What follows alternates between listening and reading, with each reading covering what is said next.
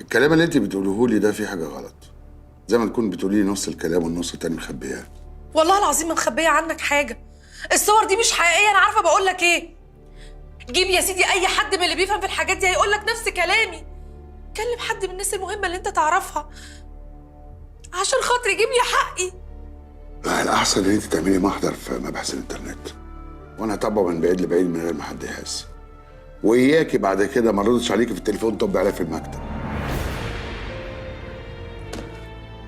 هو ده كل اللي ربنا قدرك عليه؟ كتر خيرك. انا غلطانه ان انا كنت فاكره ان انا مع راجل.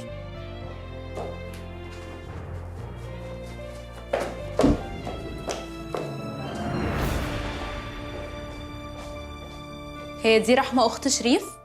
اه يا حبيبي. What is she doing here؟ كنت تسمحنا بس عشان نسامح نصر على اللي عملته مع جده هارون. وانت طبعا رفضت. اللي عملته نصر ده استحالة نسامح فيه. اكيد طبعا يا حبيبي. قولي لي كنت عايزاني في ايه؟ جاي اشتكي لك من بدر، عمال يجري ورا الرقية في كل حتة زي اللهبل ومش سايبها في حالها. ولما رحت اتكلم معاه قال لي ما تتدخليش، وبجد كلمني بطريقة وحشة قوي. وحشه قوي ازاي يعني؟ قال لي ان انا عيلة صغيرة واصلا ما اتكلمش معاه وما اقولوش يا خالو. حاجات كده، بس بجد هي was so rude. طب ما قلتليش ليه ساعتها؟ كنت انا اتصرفت وقلت لك قبل كده مالكيش دعوه بالبني ادم ده، صح ولا لا؟